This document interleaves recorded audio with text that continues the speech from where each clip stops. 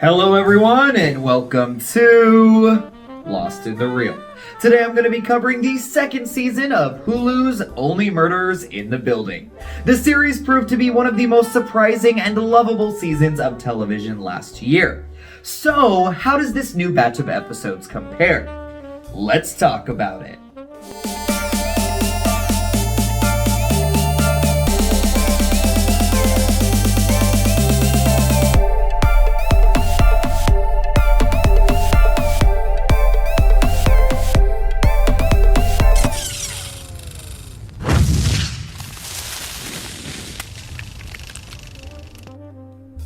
Only Murders in the Building is created by Steve Martin and John Hoffman. Season 2 stars Steve Martin, Martin Short, Selena Gomez, Divine Joy Randolph, Michael Cyril Creighton, and Cara Delevingne.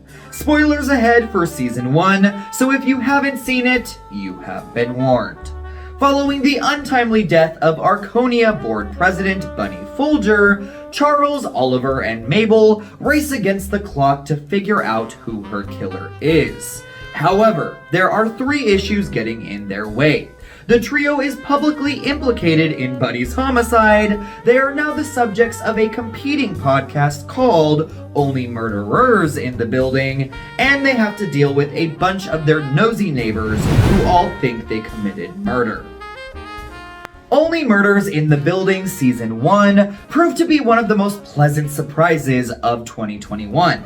Reteaming comedy legends and dear friends Steve Martin and Martin Short, throwing in pop icon and former Disney star Selena Gomez, and taking clear advantage of the true crime phenomenon we are experiencing, the showrunners crafted an edge-of-your-seat, hilarious, and deliciously sweet little show that really took the world by storm.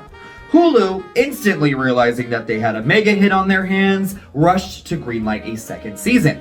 And here we are, not even a year later, with Charles, Oliver, and Mabel's return to our screens. And even though I think the writers could have used a little more time to tighten up the story in Season 2, Only Murders in the Building skips its sophomore slump for another joyously entertaining mystery. Without divulging any spoilers, our showrunners throw us right back where we left off, with our podcasting trio being questioned for the murder of the uptight president of their apartment building, Bunny Folger. Though they are released due to a lack of evidence, their every move is being watched, and they have been warned not to continue with their beloved podcast by the authorities. But a copycat project is being released that is attempting to smear their names. So they decide to do whatever is necessary to clear them. In the 8 episodes out of 10 that were released to critics, we see our protagonists deal with red herrings, an art heist, hidden passageways, a bevy of celebrity cameos, secret agendas and vendettas, voyeurism, and a ridiculous amount of dips. Though it might feel like a whole lot of the same, that's not necessarily a bad thing. Because just as one of our cameos says in the first episode, there's something cozy about Only Murders in the Building. That feeling of familiarity feels comfortable and makes this show a breezy watch. But there are certainly enough new, fresh ideas here to keep you intrigued. A lot of critics have been saying that this new season feels very messy, and though I don't disagree with them, I also felt that way about the first season. If anything, the mystery of who killed Bunny feels more focused and clear, like the writers had actually planned every little piece of the puzzle and how each piece would fit together.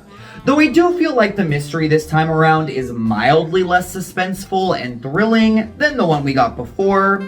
With the constant threat of our heroes being implicated by the police, I found it to still be gripping nonetheless.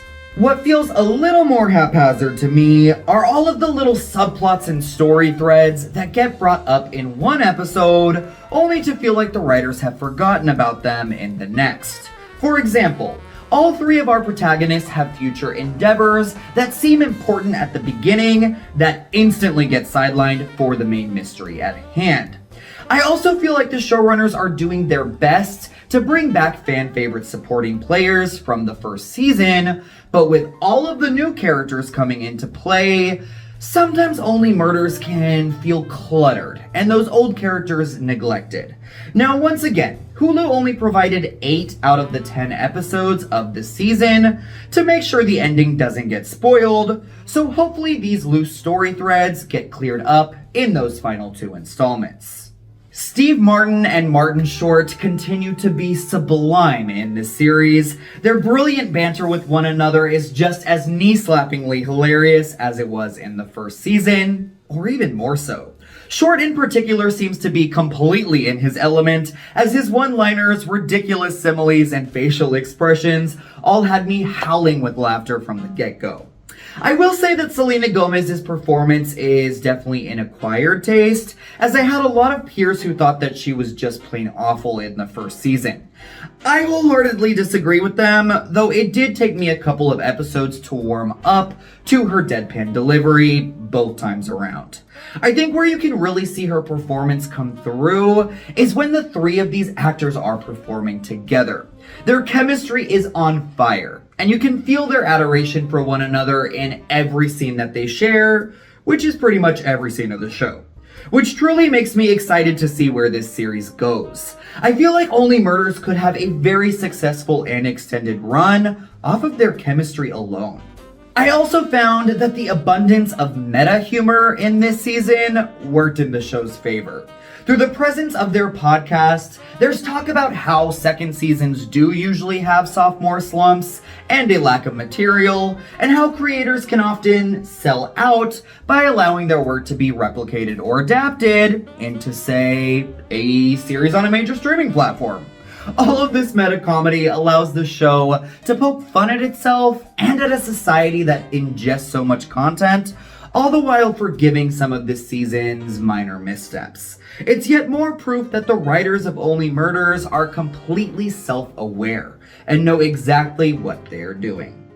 So, is this season better than, just as good, or worse than the first?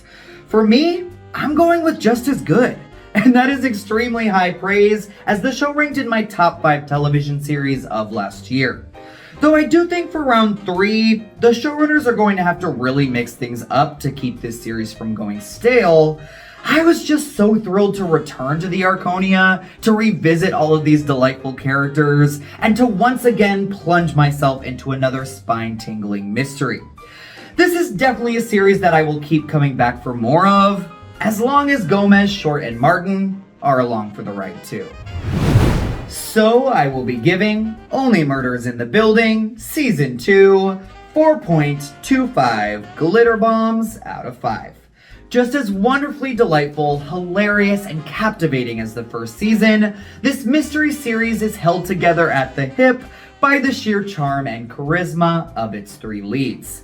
Though at times this season feels cluttered with unneeded subplots and too many side characters, the writers do have a clear focus on what's important and what keeps the audience coming back for more. And luckily for us, they let all of that shine through. Thank you so much for watching Lost in the Reel. What are your thoughts on Only Murders in the Building Season 2? Which supporting character do you want to see return? And which season do you prefer? Sound off in the comment section down below. And until next time, my friends, take care.